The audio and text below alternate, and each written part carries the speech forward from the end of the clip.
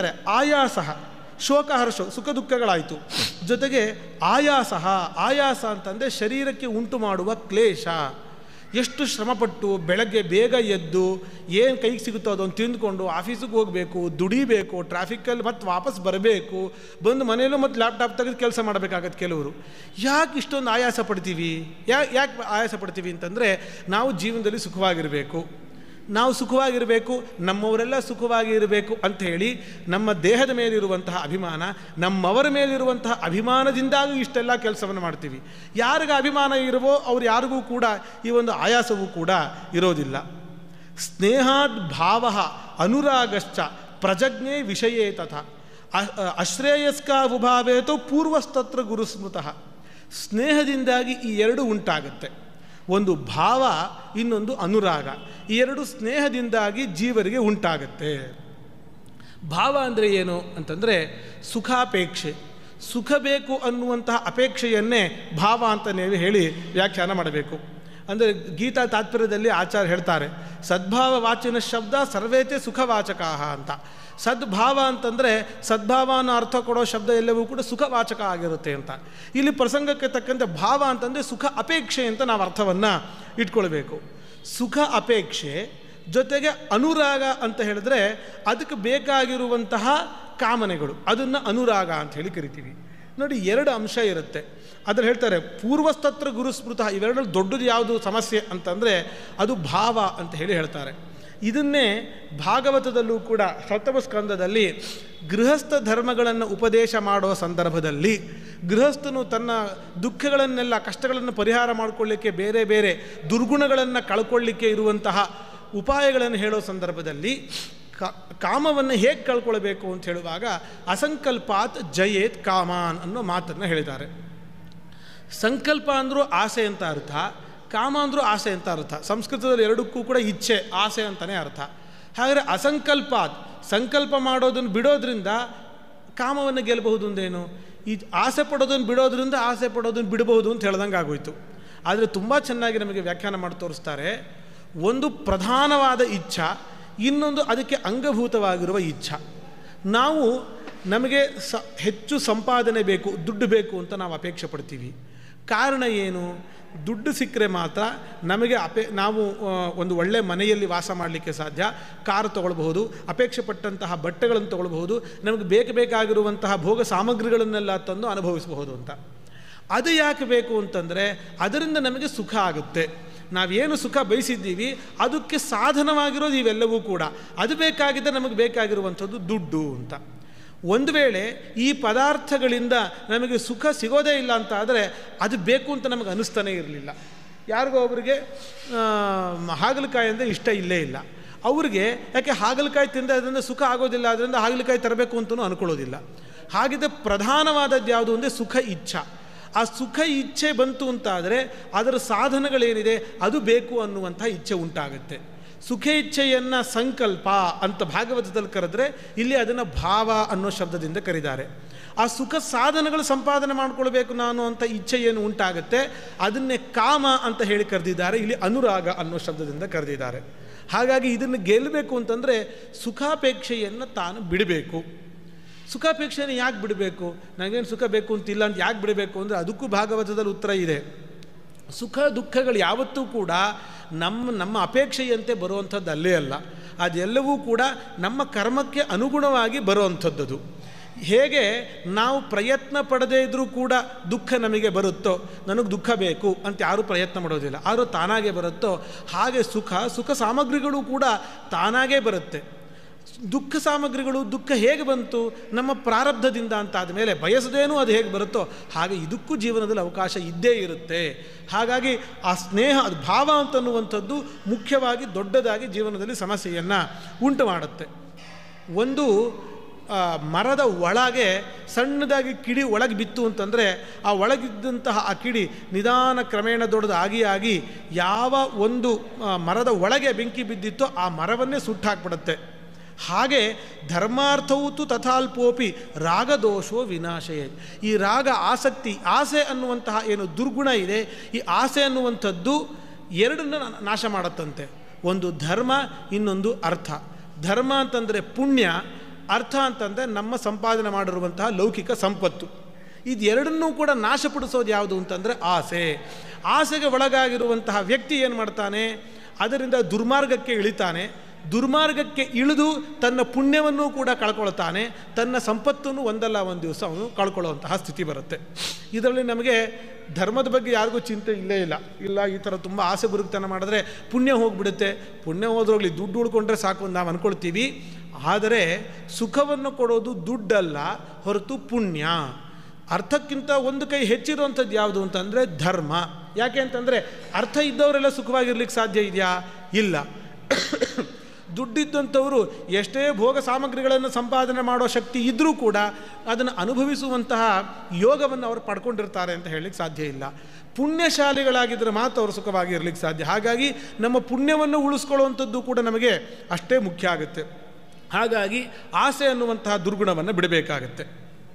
ವಿಪ್ರಯೋಗೇ ನತುತ್ಯಾಗಿ ದೋಷದರ್ಶಿ ಸಮಾಗಮೆ ವಿರಾಗಂ ಭಜತೆ ಜಂತುರ್ ನಿರ್ವೈರೋ ನಿರವಗ್ರಹ.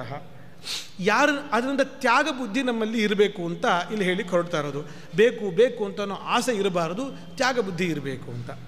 ತ್ಯಾಗ ಅಂದರೆ ಏನು ಅಂತಂದರೆ ಅದನ್ನು ತುಂಬ ಚೆನ್ನಾಗಿ ಹೇಳ್ತಾರೆ. ವಿಪ್ರಯೋಗೇ ನತುತ್ಯಾಗಿ. ಯಾವನೋ ಒಬ್ಬನಿಗೆ ಏನು ಗತಿ ಇರೋದೇ ಇಲ್ಲ, ಓ ಮಹಾ ತ್ಯಾಗಿ ಅವನು ಅಂತ ಹೇಳ್ತಾರಾ? ಹೇಳೋ ಹಾಗಿಲ್ಲ. ಏನು ಇಲ್ಲ ಅದರಿಂದಾಗಿ ಅವನು ತ್ಯಾಗಿ ಅಲ್ಲ ಅಷ್ಟೇ ಅಂತ. ನಮ್ಮ ಗುರುಗಳು ಪೇಜಾವರ ಸ್ವಾಮಿಗಳು ತಮಾಷೆಗೊಂದು ಮಾತು ಹೇಳೋರು, ಭ್ರಷ್ಟಾಚಾರಿಗಳು ಕೆಲವರು ಮಾತ್ರ ಅಂತ ನಾವು ಅನ್ನಬಾರ್ದು, ಕೆಲವ್ರಿಗೆ ಮಾತ್ರ ಭ್ರಷ್ಟಾಚಾರಕ್ಕೆ ಅವಕಾಶ ಸಿಕ್ಕಿದೆ ಅಂತ ಹೇಳಬೇಕು, ಮಿಕ್ದವ್ರಿಗೆ ಅವಕಾಶ ಸಿಕ್ಕಿಲ್ಲ ಅಂತ. ಹಾಗಾಗಿ ಅವನಿಗೆ ಏನು ಇಲ್ಲ ಅನ್ನೋ ಕಾರಣಕ್ಕಾಗಿ ಅವನನ್ನು ತ್ಯಾಗಿ ಅಂತ ಹೇಳಲಿಕ್ಕೆ ಆಗೋದಿಲ್ಲ. ಯಾರನ್ನ ತ್ಯಾಗಿ ಅಂತಂದರೆ ಸಮಾಗಮೇ ದೋಷದರ್ಶಿ. ಬೇಕಾದಷ್ಟು ಪದಾರ್ಥಗಳು ಅವನಿಗೆ ಸಿಗುತ್ತಾ ಇದ್ದರೂ ಕೂಡ ಅದರಲ್ಲಿ ದೋಷವನ್ನು ಅವನು ಕಾಣಬೇಕು. ಅವನಿಗಿದೆ, ಅವಕಾಶ ಇದೆ, ತನಗೆ ಹೇಗೆ ಬೇಕೋ ಹಾಗೆ ಜೀವನ ಮಾಡಲಿಕ್ಕೆ ಬೇಕಾಗಿರೋದು ಎಲ್ಲನೂ ಕೂಡ ಇದೆ. ಆದರೂ ಕೂಡ ನಾನು ಆಸೆಯನ್ನು ಪಟ್ಟು ಹೇಗಂದರೆ ಹಾಗೆ ಜೀವನವನ್ನು ನಡೆಸಿದ್ರೆ ಏನೇನು ಸಮಸ್ಯೆಗಳು ಉಂಟಾಗುತ್ತೆ ಅಂತ ಹೇಳಿ ದೋಷದರ್ಶಿಯಾಗಿ ಅದರಲ್ಲಿ ಸಮಸ್ಯೆ ಕಂಡು ಅದನ್ನು ಬಿಟ್ಟರೆ ಅದು ಅವನನ್ನು ನಿಜವಾದ ತ್ಯಾಗಿ ಅಂತ ಕರಿಬೇಕು.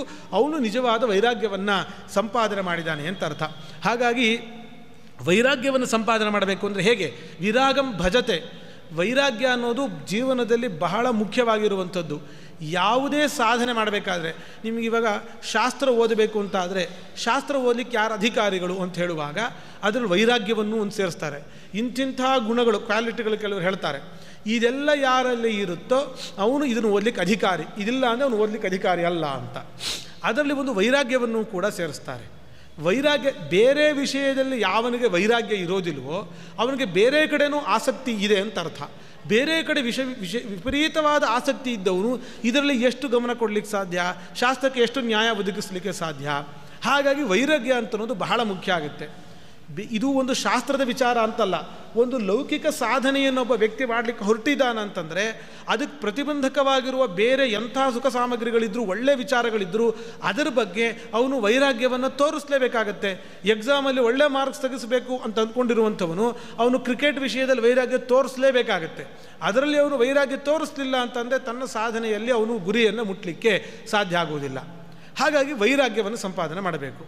ಆದರೂ ವೈರಾಗ್ಯ ಸಂಪಾದನೆ ಹೇಗೆ ಅನ್ನೋದು ದೊಡ್ಡ ಸಮಸ್ಯೆ. ನಾವು ನೋಡಿ, ಈ ಸಂಸಾರ, ನಾವು ಹೆಂಡತಿ ಮಕ್ಕಳ ಜೊತೆ ಚೆನ್ನಾಗಿ ಜೀವನ ಮಾಡ್ಕೊಂಡಿದ್ದೀವಿ, ಒಂದಿಷ್ಟು ಕಷ್ಟಗಳಿದ್ದರೂ ಕೂಡ ಹೇಗೋ ಒಂದು ಜೀವನ ಮಾಡಿಕೊಂಡು ಜೀವನದಲ್ಲಿ ಸುಖವೂ ಇದೆ ದುಃಖವೂ ಇದೆ, ಹೇಗೆ ನಡ್ಕೊಂಡಿದ್ದೀವಿ ನಾವು. ನೀವು ವೈರಾಗ್ಯ ತಾಳಿ ಅಂತಂದರೆ ವೈರಾಗ್ಯ ಬರಬೇಕಲ್ವಾ? ವೈರಾಗ್ಯ ತಾಳೋದು ಹೇಗೆ ಅಂತ ನಮಗೆ ಪ್ರಶ್ನೆ ಬರುತ್ತೆ. ಯಾಕೆಂದರೆ ವೈರಾಗ್ಯ ಆಸೆ ಅನ್ನೋದು ತಾನಾಗಿ ಹುಟ್ಟಬೇಕಾಗಿರುವಂಥದ್ದು. ಆಸೆ ಪಡು ನೀನು ಅಂತ ಒಬ್ಬನಿಗೆ ವಿಧಾನ ಮಾಡಿ ಇದನ್ನು ನೀನು ಆಸೆ ಪಡಬೇಕು ನೀನು ಅಂತ ಹೇಳಿ ಆಸೆ ಪಡಿಸೋಕ್ಕಾಗಲ್ಲ. ಆಸೆ ಇಲ್ಲದೇ ಇದ್ದರೂ ಅವನು ಆ ಕೆಲಸ ಮಾಡೋ ಹಾಗೆ ಮಾಡ್ಬೋದೇ ಹೊರತು ಮನಸ್ಸಿನಿಂದ ಅವನು ಆಸೆ ಪಡುವಂತೆ ನಾವು ಮಾಡಲಿಕ್ಕೆ ಸಾಧ್ಯ ಇಲ್ಲ. ಮತ್ತು ವೈರಾಗ್ಯ ಹೇಗೆ? ವೈರಾಗ್ಯನೂ ಅದೇ ಥರ ಅಲ್ವಾ? ನೀ ಇದನ್ನ ಮೇಲಿಂದ ಇಷ್ಟಪಡಬಾರ್ದು ನೀ ಇದನ್ನು ಅಂತ ಯಾರಿಗೂ ಹೇಳಿದ್ರೆ ಬೇಕಂದರೆ ಬೈತಾರೆ, ಏನೋ ಮಾಡ್ತಾರೆ ಏನೋ ಭಯಕ್ಕೆ ಅದನ್ನು ಬಿಡ್ಬೋದೇ ಹೊರತು ಆಸೆ ಬಿಡ್ಲಿಕ್ಕೆ ಸಾಧ್ಯನಾ? ಅದನ್ನು ಬಿಡ್ಲಿಕ್ಕೆ ಸಾಧ್ಯ ಇಲ್ಲ. ಮತ್ತು ವೈರಾಗ್ಯ ಸಂಪಾದನೆ ಅಂದರೆ ಹೇಗೆ ಅಂತಂದರೆ, ಹೇಗೆ ಮಕ್ಕಳಿಗೆ ಓದಿನ ವಿಷಯದಲ್ಲಿ ಇದನ್ನು ಇಷ್ಟಪಟ್ಟು ಓದು ಅಂತಂದರೆ ಹೆಂಗೆ ಇಷ್ಟಪಡ್ಲಿಕ್ಕೆ ಸಾಧ್ಯ? ಮಕ್ಕಳು ಅಯ್ಯೋ ಹೋಮ್ವರ್ಕು ಇಷ್ಟೆಲ್ಲ ನಾನು ಆರಾಮಾಗಿ ಆಟ ಆಡಬೇಕು ಇಷ್ಟೆಲ್ಲ ಹೇಳ್ತಾರಲ್ಲಪ್ಪ, ಇದರಲ್ಲಿ ಓದೋದ್ರಲ್ಲಿ ಏನು ಆನಂದ ಸಿಗಲಿಕ್ಕೆ ಸಾಧ್ಯ ಮಕ್ಕಳಿಗೆ? ಆವಾಗ ತಂದೆ ತಾಯಿ ಏನು ಮಾಡ್ತಾರೆ ಅಥವಾ ಟೀಚರ್ ಏನು ಮಾಡ್ತಾರೆ ಅಂತಂದರೆ ಅದರಲ್ಲಿ ಇಚ್ಛೆ ಹುಟ್ಟಲಿಕ್ಕೆ ಏನು ಮಾಡ್ತಾರೆ ಅಂತಂದರೆ ಇದನ್ನು ನೀನು ಓದೋದ್ರಿಂದ ಮುಂದೆ ನಿನಗೆ ಏನೇನು ಒಳ್ಳೊಳ್ಳೆ ಲಾಭಗಳಾಗಲಿಕ್ಕಿದೆ ಅಂತ ಹೇಳಿದಾಗ ಅವಾಗ ಅವನು ಹಾಗಿದ್ರೆ ಮುಂದಿನ ಜೀವನದಲ್ಲಿ ಸುಖವಾಗಿ ಇರಬಹುದು, ಇದರಿಂದ ನಾನು ಅಂದ್ಕೊಂಡಿದ್ದನ್ನೆಲ್ಲ ನಾನು ಸಂಪಾದನೆ ಮಾಡಲಿಕ್ಕೆ ಸಾಧ್ಯ ಇದೆ ಅಂತಂದರೆ ಅವಾಗ ಅವನಿಗೆ ಇಚ್ಛೆ ಹುಟ್ಟುತ್ತೆ, ವಿಧಾನ ಮಾಡಲಿಕ್ಕೆ ಸಾಧ್ಯ ಇಲ್ಲ. ಅದೇ ಥರ ವೈರಾಗ್ಯವೂ ಅಷ್ಟೇ. ವೈರಾಗ್ಯ ಒಂದು ವಿಷಯದಲ್ಲಿ ಬರಬೇಕು ಅಂತಂದರೆ ಅದರಿಂದ ಆಗುವ ಸಮಸ್ಯೆಗಳೇನು ಅಂತ ನಾವು ಅರ್ಥ ಮಾಡ್ಕೊಳ್ತಾ ಹೋಗಬೇಕು. ಹಾಗಾಗಿ ಶಾಸ್ತ್ರದಲ್ಲಿ ಏನು ಹೇಳ್ತಾರೆ ಅಂತಂದರೆ, ನಾವು ಸಂಸಾರದಲ್ಲಿರುವಂತಹ ದೋಷಗಳು, ಸಮಸ್ಯೆಗಳು ಏನು ಅಂತನ್ನೋದನ್ನು ಯಾವಾಗಲೂ ಚಿಂತನೆ ಮಾಡ್ತಾ ಇರಬೇಕು ಅಂಥೇಳಿ. ಹಾಗಾಗಿ ದೋಷದರ್ಶಿ ಸಮಾಗಮೇ ವಿರಾಗಂ ಭಜತೆ ಹಾಗೂ ಅರ್ಥವನ್ನು ಮಾಡಲಿಕ್ಕೆ ಅವಕಾಶ ಇದೆ. ಈ ವಿಷಯ ಪದಾರ್ಥಗಳ ಸಂಪರ್ಕದಿಂದ ಏನೇನು ಸಮಸ್ಯೆಗಳು ನಮಗೆ ಜೀವನದಲ್ಲಿ ಒದಗಬಹುದು, ಇದೇ ರೀತಿ ಈ ವಿಷಯ ಪದಾರ್ಥಗಳ ಸಂಪರ್ಕದಿಂದ ಇನ್ನು ಯಾರ್ಯಾರು ಎಂಥೆಂಥ ಕಷ್ಟಗಳನ್ನು ಅನುಭವಿಸಿದ್ದಾರೆ ಅದೆಲ್ಲವನ್ನು ಸತತ ಯಾವಾಗಲೂ ಚಿಂತನೆ ಮಾಡ್ತಾ ಮಾಡ್ತಾ ಕ್ರಮೇಣ ಅವನಿಗೆ ಅದರಲ್ಲಿ ವೈರಾಗ್ಯ ಅನ್ನುವಂಥದ್ದು ಬರುತ್ತೆ. ವೈರಾಗ್ಯ ಹಾಗೆ ಬಂದಾಗ ಅವನು ಆಗ ಆ ವಿಷಯ ಪದಾರ್ಥಗಳ ಸಂಪರ್ಕ ಆದರೂ ಕೂಡ ತಾನಾಗೆ ಅದನ್ನು ತ್ಯಾಗವನ್ನು ಮಾಡ್ತಾನೆ. ಇದನ್ನು ಕೂಡ ಈ ಗೀತೆಯಲ್ಲಿ ಉಪದೇಶವನ್ನು ಮಾಡ್ತಾರೆ. ಜ್ಞಾನಾನ್ವಿತೇಷು ಯುಕ್ತೇಷು ಶಾಸ್ತ್ರಜ್ಞೇಷು ಕೃತಾತ್ಮಸು ನತೇಷು ಸಜ್ಜತೆ ಸ್ನೇಹ ಪದ್ಮಪತ್ರೇಶ್ವಿವೋದಕಂ. ಅಲ್ಲ, ಅದು ಹೇಗೆ ಸಾಧ್ಯ? ವಿಷಯ ಪದಾರ್ಥಗಳ ಸಂಪರ್ಕ ನಮಗೆ ಬಂದರೂ ಕೂಡ ಬೇಡ ಬೇಡ ಅಂತ ತ್ಯಾಗ ಮಾಡೋದು, ಇದು ತುಂಬ ವಿಚಿತ್ರ ಅಂತ ನಮಗೆ ಅನಿಸುತ್ತೆ. ಅದು ಹೆಂಗೆ ಸಾಧ್ಯ? ಒಳ್ಳೆ ನಾವು ಅಂದ್ಕೊಂಡಿರೋದು, ನಾವು ಇಷ್ಟಪಡೋ ಪದಾರ್ಥಗಳು ಬಂದರೂ ಕೂಡ ಅದನ್ನು ಬಿಡೋದು ಅಂತನ್ನೋದು, ದೋಷದರ್ಶನ ಆಗಿ ಅದನ್ನು ಬಿಡೋದು ಅಂತನ್ನೋದು ಸಾಮಾನ್ಯ ವಿಚಾರ ಅಲ್ಲ. ಇದು ಹೇಗೆ ಸಾಧ್ಯ ಅಂತ ಹೇಳಿದ್ರೆ, ಜ್ಞಾನಾನ್ವಿತೇಷು ಯುಕ್ತೇಷು ಶಾಸ್ತ್ರಜ್ಞೇಷು ಕೃತಾತ್ಮಸು, ಇವರಿಗೆ ಇಂಥದ್ದು ಸಾಧ್ಯ ಆಗಿದೆ. ಯಾರು ಶಾಸ್ತ್ರಜ್ಞರಾಗಿರ್ತಾರೆ, ಶಾಸ್ತ್ರಜ್ಞರಾಗೋದ್ರಿಂದ ಏನು ಲಾಭ ಅಂತಂದರೆ, ಶಾಸ್ತ್ರ ಓದಿದಂಥವನು ಅನೇಕ ಕಡೆ ವಿಷಯ ಸಂಚಾರವನ್ನು ಮಾಡಿ ತಾನು ಯೋಚನೆ ಮಾಡಿ ಎಲ್ಲ ಕಡೆಯೂ ಯಾವ್ಯಾವ ಸಮಸ್ಯೆ ಇದೆ ಅಂತ ತಿಳ್ಕೊಳ್ಳೋ ಸಾಮರ್ಥ್ಯವನ್ನು ಬೆಳೆಸ್ಕೊಂಡಿರ್ತಾನೆ. ಶಾಸ್ತ್ರದಿಂದಾಗಿ ಯುಕ್ತಾಯುಕ್ತ ವಿಮರ್ಶೆಯನ್ನು ಮಾಡಿ ಅವರು ಸಂಸಾರ ಹೇಗೆ ಅನಿತ್ಯ, ಆತ್ಮ ಮಾತ್ರ ನಿತ್ಯ, ಧರ್ಮಾಧರ್ಮಗಳೇ ನಮ್ಮ ಕೊನೆಯಲ್ಲಿ ಉಳ್ಕೊಳ್ಳೋದು, ಇದೆಲ್ಲವನ್ನೂ ಕೂಡ ಸತತ ಶಾಸ್ತ್ರ ಅವಮರ್ಶನದಿಂದಾಗಿ, ಯಾವಾಗೋ ಒಂದು ಸತಿ ಎರಡು ಸತಿ ಪುಸ್ತಕ ಓದಿ ನಾವು ಮುಚ್ಚಿದ್ರಿಂದ ಉಪಯೋಗ ಇಲ್ಲ, ಸತತ ಶಾಸ್ತ್ರ ಅವಮರ್ಶನದಿಂದಾಗಿ ಇಂಥ ಒಂದು ದೃಢವಾದ ಮತಿಯನ್ನು ಅವನು ಪಡೆದುಕೊಳ್ಳಲಿಕ್ಕೆ ಸಾಧ್ಯ ಆಗುತ್ತೆ. ಕೃತಾತ್ಮರು ಅಂತಂದರೆ ಪುಣ್ಯಾತ್ಮರು ಅಂತಲೂ ಹೇಳ್ಬೋದು. ಅದನ್ನು ಕೃತ ಅನ್ನೋ ಶಬ್ದಕ್ಕೆ ಪುಣ್ಯ ಅನ್ನೋ ಅರ್ಥನೂ ಕೂಡ ಸಂಸ್ಕೃತದಲ್ಲಿದೆ. ಪುಣ್ಯಾತ್ಮರು ಅಥವಾ ಆತ್ಮ ಅಂದರೆ ಮನಸ್ಸು ಅಂತ ಅರ್ಥ.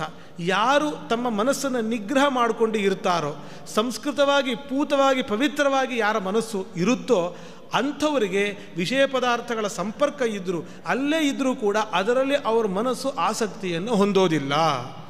ಅದು ಪದ್ಮಪತ್ರ ಮೀಮಾಂಭಸ ಅಂತ ಏನು ಹೇಳ್ತಾರೆ, ಅದನ್ನೇ ಇಲ್ಲಿ ಪದ್ಮಪತ್ರೇ ಶ್ವಿವೋದಕಂ. ತಾವರೆ ಎಲೆಯ ಮೇಲೆ ನೀರಿದ್ರೂ ಅಂಟದೆ ಹೇಗಿರುತ್ತೋ ಹಾಗೆ ಅಂಥವರು ಜೀವನವನ್ನು ಮಾಡ್ತಾರೆ. ಹಾಗಿದ್ರೆ ಈ ಮನೋರೋಗಕ್ಕೆ ಟ್ರೀಟ್ಮೆಂಟ್ ಏನು ಅಂತ ಇಲ್ಲಿ ಶುರು ಮಾಡಿರುವಂಥದ್ದು. ಅದಕ್ಕೆ ಮುಂಚೆನೂ ಹೇಳಿದ ಅದೇ ಮಾತು, ಇವಾಗಲೂ ಹೇಳ್ತಾ ಇರೋದು ಒಂದೇ ಮಾತು. ಏನು ಅಂತಂದರೆ, ನಾವು ಜ್ಞಾನಿಗಳಾಗಬೇಕು, ಜ್ಞಾನವನ್ನು ಬೆಳೆಸ್ಕೊಳ್ಬೇಕು. ಯಾವ ರೀತಿ ಜ್ಞಾನವನ್ನು ಬೆಳೆಸ್ಕೊಳ್ಬೇಕು ಅಂತನ್ನೋದನ್ನು ಇಲ್ಲಿ ಹೇಳ್ತಾ ಇದ್ದಾರೆ. ಶಾಸ್ತ್ರಾಧ್ಯಯನದ ಮಹತ್ವ ಏನು ಅಂತ ತುಂಬ ಸ್ಪಷ್ಟವಾಗಿ ಇದರಿಂದ ಗೊತ್ತಾಗುತ್ತೆ. ಜ್ಞಾನವೇ ಮನೋರೋಗಕ್ಕೆ ಇರುವಂತಹ ದೊಡ್ಡದಾಗಿರುವಂತಹ ಔಷಧ ಅಂತನ್ನೋದು ಗೊತ್ತಾಗುತ್ತೆ. ರಾಗಾಭಿಭೂತ ಪುರುಷ ಕಾಮೇನ ಪರಿಕೃಷ್ಯತೆ, ಇಚ್ಛಾ ಸಂಜಾಯತೆ ತಸ್ಯ ತತಸ್ತೃಷ್ಣಾ ವಿವರ್ಧತೆ, ತೃಷ್ಣಾ ಹಿ ಸರ್ವಪಾಪಿಷ್ಠ. ನೋಡಿ, ಈ ರಾಗ ಆಸೆ ಅಂತನ್ನೋದೇನಾಗುತ್ತೆ ಅಂತಂದರೆ, ಆ ಆಸೆಯಿಂದ ಅವನಿಗೆ ನಿರಂತರ ವಿಷಯ ಪದಾರ್ಥಗಳಲ್ಲಿ ಆಸಕ್ತಿ ಹೆಚ್ಚಾಗ್ತಾ ಹೋಗ್ತಾ ಇರುತ್ತೆ. ಇಲ್ಲಿ ಕೆಲವು ಶಬ್ದವನ್ನು ಇಲ್ಲಿ ಹೇಳ್ತಾರೆ, ನಮ್ಮ ಮೇಲ್ನೋಟಕ್ಕೆಲ್ಲ ಸಮಾನಾರ್ಥಕ ಅಂತ ಅನಿಸುತ್ತೆ. ರಾಗ, ಕಾಮ, ಇಚ್ಛಾ, ತೃಷ್ಣ, ಈ 4 ಶಬ್ದವನ್ನು ಹೇಳ್ತಾರೆ. ಸಾಮಾನ್ಯವಾಗಿ ಪರ್ಯಾಯವಾಗಿ ಇದನ್ನು ಉಪಯೋಗಿಸ್ಬಿಡ್ತಾರೆ, ಪರ್ಯಾಯ ಶಬ್ದಗಳಾಗಿ. ರಾಗ ಅಂದರೂ ಆಸೆ, ಕಾಮ ಅಂದರೂ ಆಸೆ, ಇಚ್ಛಾ ಅಂದರೆ ಆಸೆ, ತೃಷ್ಣ ಅಂದರೆ ಆಸೆ, ಹೀಗೆ ಉಪಯೋಗಿಸ್ತೀವಿ. ಆದರೆ ಒಂದರಿಂದ ಒಂದು ಕ್ರಮೇಣ ಹುಟ್ಟುತ್ತೆ ಅಂತ ಹೇಳ್ತಾ ಇದ್ದಾರೆ. ಮೊದಲು ರಾಗದಿಂದ ಕಾಮ ಹುಟ್ಟುತ್ತೆ. ರಾಗ ಅಂದರೆ ಏನು ಅಂತಂದರೆ, ರಮ್ಯ ವಸ್ತು ದರ್ಶನೇ ಚಿತ್ತಸ್ಯ ಉತ್ಫುಲ್ಲತ, ಇದು ರಾಗ. ಯಾವುದೋ ಒಂದು ಒಳ್ಳೆ ವಿಷಯವನ್ನು ನೋಡಿದಾಗ, ನಮ್ಮ ಇಂದ್ರಿಯಗಳಿಂದ ಅದನ್ನು ಗ್ರಹಿಸಿದಾಗ, ಒಳ್ಳೆಯದನ್ನು ನೋಡೋದು, ಅದು ಒಳ್ಳೆಯದು ಅಂತಂದರೆ ಖುಷಿ ಕೊಡುವಂಥದ್ದು, ಆನಂದ ಕೊಡುವಂಥದ್ದು ಅಂತ ಅಷ್ಟೇ ಅರ್ಥ. ಅದರಿಂದ ಪರಿಣಾಮ ಒಳ್ಳೆಯದಾಗಿರಬೇಕು ಅಂತಲ್ಲ. ಒಂದು ಪದಾರ್ಥವನ್ನು ನೋಡಿದಾಗ, ರಮ್ಯವಾದಂತಹ ರಮಣೀಯವಾದ ಆನಂದ ಕೊಡುವಂತಹ ಪದಾರ್ಥಗಳನ್ನು ಇಂದ್ರಿಯಗಳಿಂದ ಗ್ರಹಿಸಿದಾಗ, ನೋಡೋದೋ ಕೇಳೋದೋ ಮೂಸು ನೋಡೋದೋ, ಅದರಿಂದಲೇ ನಮಗೆ ಮನಸ್ಸು ಒಂದು ಉತ್ಫುಲ್ಲ ಮನಸ್ಸು ಅರಳುತ್ತೆ. ಆಹಾ ಎಷ್ಟು ಚೆನ್ನಾಗಿದೆ ಅಂತ ಹೇಳಿ ಅದನ್ನು ರಾಗ ಅಂತ ಹೇಳಿ ಕರೀತಾರೆ. ಅದಾದ ತಕ್ಷಣ ಏನಾಗುತ್ತೆ, ಮುಂದಿನ ಹಂತ ಏನು, ನನಗೂ ಇದು ಬೇಕು ಅಂತ ಆಸೆ ಉಂಟಾಗುತ್ತೆ. ನನಗೆ ಬೇಕು ಅನ್ನೋ ಲಿಪ್ಸ, ಅದನ್ನು ಏನು ಕರೀತಾರೆ, ಕಾಮ ಅಂತ ಹೇಳಿ ಕರೀತಾರೆ. ಸರಿ ಲಿಪ್ಸ ಅಂದರೆ ನನಗೆ ಬೇಕು ಅಂತ ಆಸೆ ಆಯ್ತಲ್ವಾ, ಅದನ್ನು ಅವ್ನು ಪಡ್ಕೊಂಡ ಅಂತ ಇಟ್ಕೊಳ್ಳೋಣಂತೆ. ಪಡ್ಕೊಂಡ್ಮೇಲೆ ಆಯ್ತಪ್ಪ ತಾನು ಅನುಭವಿಸ್ತಾನೆ, ಮುಗಿಸಿದ್ನಾ? ಇಲ್ಲ. ಅದಾದಮೇಲೆ ಲಬ್ಧೇ ತಸ್ಮಿನ್ ರುಚ್ಯತಿಶಯಾತ್ ಪುನಸ್ತದಭಿಲಾಷಃ ಇಚ್ಛಾ. ಒಂದು ಸತಿ ಅದು ಸಿಕ್ಕ ಮೇಲೆ ಮತ್ತೆ ಇನ್ನೊಂದು ಸತಿ ನನಗೆ ಇದೇ ಪದಾರ್ಥ ಬೇಕು, ನನಗೆ ಸಾಕಾಗಿಲ್ಲ ಅಂತ ಅನಿಸುತ್ತಲ್ವ, ಇನ್ನೊಮ್ಮೆ ಬೇಕು ಅಂತ ಹೇಳಿ ಅದನ್ನು ಇಚ್ಛಾ ಅಂತ ಹೇಳಿ ಕರೀತಾರೆ. ಅದಾದಮೇಲೆ ಕೊನೆ ಹಂತ ಯಾವುದು ಅಂದರೆ ತೃಷ್ಣ, ಅಡಿಕ್ಟ್ ಆಗೋದು ಅಂತ ಹೇಳ್ತೀವಲ್ವ, ಅದೇ ಪುನಃ ಪುನಃ ಎಷ್ಟು ಬಾರಿ ಅದನ್ನೇ ಅನುಭವಿಸಿದ್ರೂ ಕೂಡ ಸಾಕು ಅಂತ ಅನ್ನಿಸದೇ ಇರುತ್ತಲ್ವ, ಅದನ್ನೇ ಕೊನೆಯದಾಗಿರುವಂತಹ ತೃಷ್ಣ ಅಂತ ಹೇಳಿ ಕರೀತಾರೆ. ಹೀಗೆ ನಾವು ರಾಗದಿಂದ ಆರಂಭವಾಗಿರುವುದು, ಅಲ್ಲೇ ನಾವು ಬ್ರೇಕ್ ಮಾಡಬೇಕು ಅಂತ ತಿಳಿಸ್ಕೊಡ್ತಾ ಇರೋದು. ನಮ್ಗೆ ಯಾವುದಾದ್ರು ಒಂದು ಪದಾರ್ಥ ರಮಣೀಯವಾಗಿ ಕಾಣಿಸ್ತು, ಅಬ್ಬಾ ಎಷ್ಟು ಚೆನ್ನಾಗಿದೆ ಅಂತ ಅನ್ನಿಸ್ತು ಅಂತಂದರೆ ತತ್ಕ್ಷಣ ಅಲ್ಲಿ ಮುಂದುವರಿದೇನೆ ಯುಕ್ತಾಯುಕ್ತ ವಿಚಾರವನ್ನು ಆ ಹಂತದಲ್ಲೇ ಮಾಡಬೇಕು ಅಂತ ಹೇಳಿ ಹೇಳ್ತಾರೆ. ಆ ತೃಷ್ಣ ಅಂತ ಅನ್ನೋದು ಒಂದು ರೋಗ ಅಂತ ಹೇಳಿ ಹೇಳ್ತಾರೆ. ಅದು ಯಾದುಸ್ತ್ಯಜ ದುರ್ಮತಿವಿರ್ ಯಾನ ಜೀರ್ಯತಿ ಜೀರ್ಯತಃ. ನಮಗೆ ನಮ್ಮ ದೇಹ ಜೀರ್ಣ ಆದರೂ ಕೂಡ ತೃಷ್ಣ ಮಾತ್ರ ಜೀರ್ಣ ಆಗೋದಿಲ್ಲ. ಒಂದು ಸುಭಾಷಿತನೇ ಇದೆ, ತೃಷ್ಣೈಕ ತರುಣಾಯತೆ. ನಮ್ಗೆ ಯಾವಾಗಲೂ ತಾರುಣ್ಯದಿಂದ ಇರೋದು ಯಾವುದು ಅಂದರೆ ತೃಷ್ಣ, ಆಸೆ. ಅದು ಮಾತ್ರ ಯಾವತ್ತೂ ತರುಣವಾಗಿ ಇರುತ್ತೆ. ಆಸೆ ಯಾವತ್ತೂ, ಆಸೆಗೆ ವಯಸ್ಸೇ ಆಗೋದಿಲ್ಲ ಅಂತ ಒಂದು ಸುಭಾಷಿತ ಇದೆ, ತೃಷ್ಣೈಕ ತರುಣಾಯತೆ ಅಂತ ಹೇಳಿ. ಈ ತೃಷ್ಣ ಅನ್ನುವಂಥ ಒಂದು ರೋಗನೂ ಕೂಡ ಇದೆ. ಅದು ಆಯುರ್ವೇದದಲ್ಲಿ ಹೇಳುವಂತಹ ರೋಗ ಅಂತ ವ್ಯಾಖ್ಯಾನಕಾರ ಹೇಳ್ತಾರೆ. ಅಂದರೆ ಯಾವಾಗಲೂ ಕೆಲವರಿಗೆ ಬಾಯಿ ಒಣಗುತ್ತಾನೇ ಇರುತ್ತೆ, ಯಾವಾಗಲೂ ಒಣಗಿರುತ್ತೆ. ನೀರು ಕುಡಿದ್ರೆ ಒಂದು ಸ್ವಲ್ಪ ಹೊತ್ತು ಮತ್ತೆ ಒಣಗುತ್ತೆ, ಮತ್ತೆ ನೀರು ಕುಡಿಬೇಕು ಅಂತಲೇ ಅನ್ನಿಸ್ತಾ ಇರುತ್ತೆ. ಎಷ್ಟು ನೀರು ಕುಡಿದ್ರೂ ಕೂಡ ಬಹುಶಃ ಅದು ಡಿಹೈಡ್ರೇಷನ್ ನಾವೇನು ಹೇಳ್ತೀವಿ ಅದೇ ಥರದ್ದು ಯಾವುದೋ ಒಂದು ಇರಬಹುದೇನೋ. ತೃಷ್ಣ ಅನ್ನುವಂತಹ ಒಂದು ರೋಗ, ಎಷ್ಟು ನೀರು ಕುಡಿದ್ರೂ ತೃಪ್ತಿ ಆಗಲ್ಲ, ಮತ್ತಷ್ಟು ನೀರು ಕುಡಿಬೇಕು ಅಂತ ಅನ್ನಿಸ್ತಾ ಇರುತ್ತೆ. ಈ ಎರಡು ಉಪವಾಸ ಮಾಡಿದಾಗ ಹಂಗೆ ಆಗ್ತಾ ಇರುತ್ತೆ. ಎಷ್ಟು ನೀರು ಕುಡಿದ್ರೂ ಕೂಡ ಸಾಕಾಗಂತಲೇ ಅನಿಸೋದಿಲ್ಲ, ಮತ್ತೆ ನೀರು ಕುಡಿತಾ ಇರಬೇಕು, ತೃಪ್ತಿನೇ ಆಗಲ್ಲ ಅಂತ ನಮಗೆ ಅನ್ನಿಸ್ತಾ ಇರುತ್ತೆ. ಅದೇ ಥರ ಇದು ಕೂಡ, ಅದು ಜೀವನದಲ್ಲಿ ಇವತ್ತಲ್ಲ ಅವತ್ತಲ್ಲ ಯಾವತ್ತಿಗೂ ಕೂಡ ತೃಷ್ಣ ಅನ್ನುವಂಥದ್ದು ಮುಗಿಯೋದಿಲ್ಲ. ಯೋಸೋ ಪ್ರಾಣಾಂತಿಕೋ ರೋಗ. ಈ ತೃಷ್ಣ ಅನ್ನುವ ರೋಗ ಎಷ್ಟು ದೊಡ್ಡ ರೋಗ ಅಂತಂದರೆ ಅದರ ಪರಿಣಾಮ ಏನು? ಈ ಕೆಲವು ರೋಗಗಳು ಹೇಗಿರುತ್ತೆ ಅಂದರೆ ಅದರ ಅಡ್ಡ ಪರಿಣಾಮದಿಂದ ಕೈ ಹೋಯಿತು, ಕಾಲು ಹೋಯಿತು, ಕಿಡ್ನಿ ಹೋಯಿತು, ಇನ್ನೊಂದೇನೋ ಇರಬಹುದು. ಆದರೆ ಈ ತೃಷ್ಣ ಅನ್ನೋ ರೋಗ ಜೀವರಿಗೆ ಬಂತು ಅಂತಂದರೆ ಅದರ ಪರಿಣಾಮ ಏನದು ಪ್ರಾಣಾಂತ. ಜೀವನವನ್ನೇ ಕಳ್ಕೊಳ್ಳುವಂತಹ ಸ್ಥಿತಿ ಬಂದರೂ ಕೂಡ ಅವನು ತೃಷ್ಣ ತನ್ನ ಆಸೆಯನ್ನು ಬಿಡೋದಿಲ್ಲ. ಕ್ಯಾನ್ಸರ್ ಬರುತ್ತೆ ಇದರಿಂದ, ಇಂಥ ದುಶ್ಚಟಗಳಿಂದ ಅಂತ ಗೊತ್ತಿದ್ದರೂ ಕೂಡ ಅವರು ಅದನ್ನು ಬಿಡಲಿಕ್ಕೆ ತಯಾರಿರೋದಿಲ್ಲ. ಆ ಕ್ಯಾನ್ಸರ್ ಬಂತು ಅಂತಂದರೆ ಅದರ ಪರಿಣಾಮ ಏನು, ತನ್ನ ಸಾವೇ ಅಂತ ಅನ್ನೋದು ಗೊತ್ತಿದ್ದರೂ ಕೂಡ ಅದನ್ನು ಬಿಟ್ಕೊಡ್ಲಿಕ್ಕೆ ತಯಾರಿರೋದಿಲ್ಲ. ಹಾಗಾಗಿ ತೃಷ್ಣ ಅನ್ನುವಂತಹ ರೋಗ ಅತಿ ದೊಡ್ಡ ರೋಗ. ಅದನ್ನು ಮೊದಲು ಗಮನ ಕೊಟ್ಟು ಹುಷಾರಾಗಿ ಅದರಿಂದ ದೂರ ಆಗಿಬಿಡಬೇಕು ಅಂತ ಹೇಳಿ ಹೀಗೆ ಆ ಒಂದು ಉಪದೇಶವನ್ನು ಮಾಡ್ತಾರೆ. ಇಷ್ಟು ಉಪದೇಶವನ್ನು ಮಾಡಿದ ಮೇಲೆ, ಈ ಆಸೆಯ ಬಗ್ಗೆ ಹೇಳಿದ ಮೇಲೆ ಮುಂದೆ ಸಂಪತ್ತು, ದುಡ್ಡು ಅನ್ನುವಂಥದ್ದು ಯಾವ ರೀತಿಯಾಗಿ ನಮ್ಮ ಜೀವನದಲ್ಲಿ ಒಳ್ಳೆಯ ಪರಿಣಾಮನೋ ಕೆಟ್ಟ ಪರಿಣಾಮನೋ ಯಾವ ರೀತಿ ಉಂಟು ಮಾಡುತ್ತೆ ಅಂತ ಹೇಳಿ ಯುಧಿಷ್ಠಿರನಿಗೆ ಉಪದೇಶವನ್ನು ಕೊಡ್ತಾರೆ. ಆ ನಂತರ ಯುಧಿಷ್ಠಿರ ಮುಂದೆ ಪ್ರತಿಕ್ರಿಯೆಯಾಗಿ ಅಷ್ಟೊಂದು ಸಂಪತ್ತಿಗೆ ನಾವು ಇಳಿಬಾರದು, ದುಡ್ಡು ಬೇಕು ಅಂತ ಅದರ ಹಿಂದೆ ಬೀಳಬಾರದು ಅನ್ನೋ ಉಪದೇಶಕ್ಕೆ ಅವನು ಏನು ಪ್ರತಿಕ್ರಿಯೆಯನ್ನು ಕೊಡ್ತಾನೆ, ಮುಂದೆ ಬ್ರಾಹ್ಮಣರನ್ನು ತನ್ನ ಜೊತೆ ಕರ್ಕೊಂಡು ಹೋಗ್ತಾನೋ ಇಲ್ವೋ. ಚರ್ಚೆ ಬಂದಿರೋದೆ ನಾವು ನಿಮ್ಮ ಜೊತೆ ಬರ್ತೀವಿ ಅಂತ ಹೇಳಿದಾಗ ನಿಮ್ಗೆ ಎಲ್ಲಿ ವ್ಯವಸ್ಥೆ ಮಾಡಲಿ, ನಾನು ಕಾಡಲ್ಲಿ, ಹಾಗಾಗಿ ನಿಮ್ಮನ್ನು ಕರ್ಕೊಂಡೋಗಿ ನಿಮ್ಗೆ ಕಷ್ಟ ಕೊಡಲಿಕ್ಕೆ ನನಗೆ ಇಷ್ಟ ಇಲ್ಲ ಅಂತಂದವನು ಮುಂದೆ ಕರ್ಕೊಂಡು ಹೋಗ್ತಾನೋ ಇಲ್ವೋ ಅನ್ನುವಂತಹ ವಿಚಾರ ಏನಿದೆ ಅದನ್ನೆಲ್ಲ ನಾಳಿನ ಪ್ರವಚನದಲ್ಲಿ ನೋಡೋಣ ಅಂತ ಹೇಳ್ತಾ ಇವತ್ತಿನ ಪ್ರವಚನವನ್ನು ಮುಗಿಸ್ತಾ ಇದ್ದೀನಿ. ಶ್ರೀಕೃಷ್ಣಾರ್ಪಣಮಸ್ತು.